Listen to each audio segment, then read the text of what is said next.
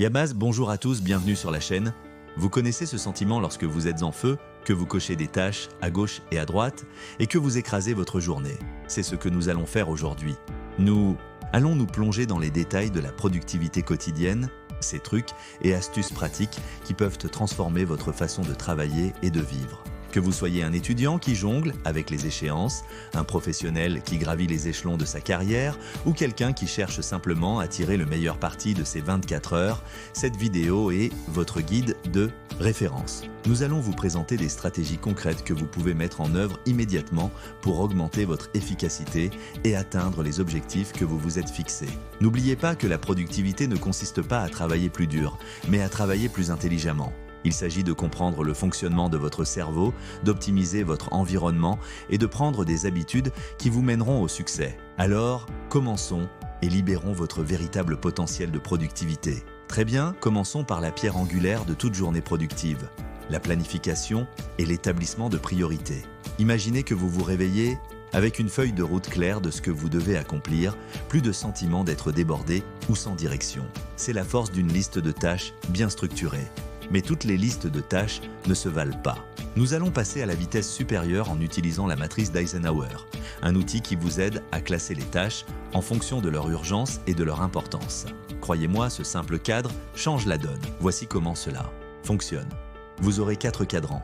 Urgent et important, important mais pas urgent, urgent mais pas important et ni urgent ni important. En classant vos tâches dans ces quadrants, vous saurez instantanément où concentrer votre énergie. Ce qu'il faut en retenir: classer par ordre de priorité les tâches qui relèvent du quadrant important et urgent. Ce sont les Setseitsia, tâches non négociables, celles qui auront le plus d'impact sur votre journée. Parlons maintenant de l'organisation du temps. Cette technique consiste à programmer des plages de temps spécifiques dans votre journée pour des tâches particulières. C'est comme si vous créiez un emploi du temps personnalisé pour votre journée de travail. La beauté de cette technique réside dans le fait qu'elle élimine la fatigue liée à la prise de décision. Vous avez déjà décidé ce sur quoi vous devez travailler et quand? Vous pouvez donc vous y plonger directement sans gaspiller une énergie mentale précieuse. N'oubliez pas que votre liste de tâches et votre emploi du temps bloqué sont votre boussole de productivité. Ils vous guident tout au long de la journée et vous permettent de rester concentré sur ce qui compte vraiment. Maintenant que nous avons mis en place notre plan, voyons comment gérer efficacement notre temps tout au long de la journée. Nous connaissons tous ce redoutable passage à vide de l'après-midi. Notre concentration diminue, la procrastination s'installe et soudain, consulter Instagram semble une tâche bien plus attrayante que ce rapport important. Eh bien, n'ayez plus peur car je suis sur le point de vous présenter votre nouveau meilleur ami, la technique Pomodoro. Cette technique simple mais incroyablement efficace consiste à travailler par pause de 25 minutes suivie d'une pause de 5 minutes. Ces courtes pauses vous permettent de vous ressourcer et de revenir à votre travail avec un sentiment de fraîcheur et de concentration. Croyez-moi, une fois que vous aurez adopté la méthode Pomodoro, vous ne reviendrez jamais en arrière. Parlons maintenant de la mise en lot.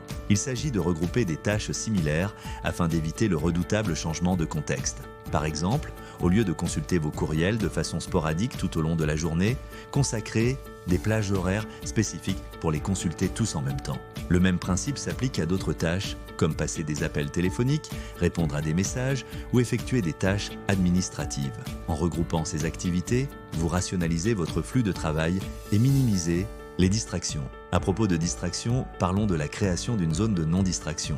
Nous vivons dans un monde de notifications, de ping et d'alertes constants qui rivalisent tous pour attirer notre attention. Il est temps de reprendre le contrôle. Pendant vos séances de travail approfondies, mettez votre téléphone en sourdine, placez-le dans une autre pièce ou utilisez une application pour bloquer les sites web distrayants. L'objectif est de créer un sanctuaire de concentration où vous pourrez vous immerger totalement dans la tâche à accomplir. Passons maintenant à votre espace de travail physique. Tout comme une pièce encombrée peut vous rendre anxieux et vous submerger, un espace de travail désorganisé peut nuire à votre productivité. Considérez votre espace de travail comme une extension de votre esprit. Un espace clair favorise une pensée claire. Commencez par désencombrer votre bureau. Débarrassez-vous des papiers, dossiers ou gadgets inutiles qui encombrent votre champ visuel. Un espace de travail propre et organisé peut faire des merveilles pour votre concentration et votre clarté mentale. Une fois que vous avez désencombré votre bureau, il est temps de l'optimiser. Investissez dans du mobilier ergonomique, comme une chaise confortable et un support d'écran afin de pouvoir travailler confortablement pendant de longues périodes.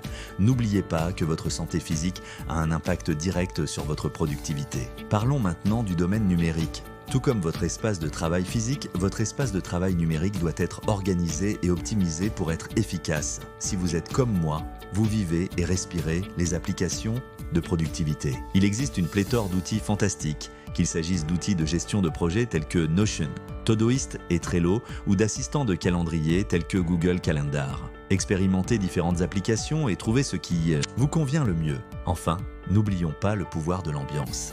Certaines personnes s'épanouissent dans le silence le plus complet, tandis que d'autres trouvent qu'un peu de bruit de fond les aide à se concentrer. Si c'est votre cas, essayez la musique instrumentale ou le bruit blanc pour voir si cela vous aide à vous concentrer.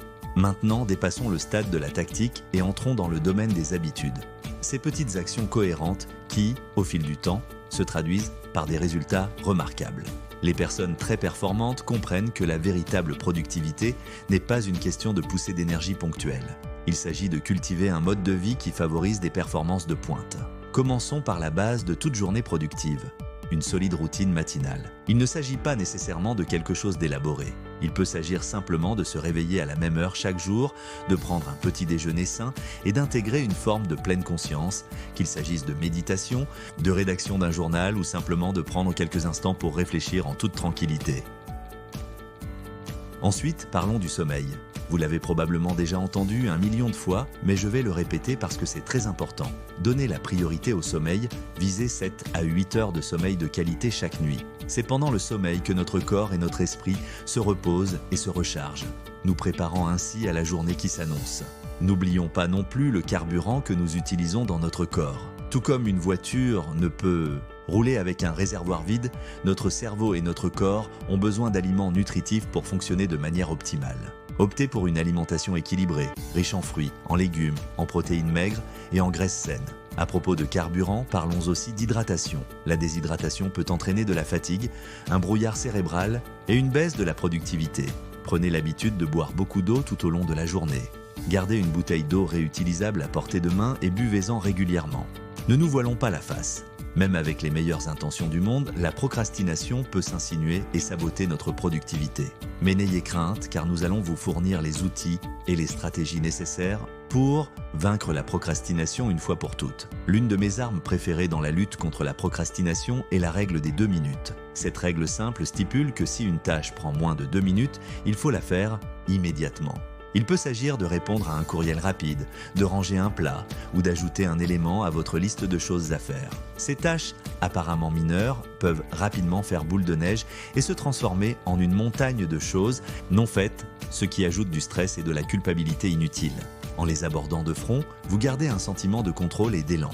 Une autre technique efficace consiste à commencer la journée par une tâche à faible résistance. Il s'agit d'une tâche que vous trouvez relativement facile et agréable. En commençant votre journée par une petite victoire, vous créez une boucle de rétroaction positive qui vous propulse vers l'avant. Parlons maintenant des échéances. Parfois, nous avons besoin d'une petite pression extérieure pour stimuler notre motivation. C'est là qu'interviennent les échéances artificielles. Fixez-vous des mini-délais pour vos tâches, même si elles ne sont pas soumises à des échéances externes. Cela crée un sentiment d'urgence et vous aide à rester sur la bonne voie. N'oubliez pas que la procrastination découle souvent de la peur, de l'accablement ou d'un manque de clarté. En divisant les tâches en éléments plus petits et plus faciles à gérer, en fixant des échéances réalistes et en vous récompensant pour vos progrès, vous pouvez vaincre la procrastination et atteindre vos objectifs.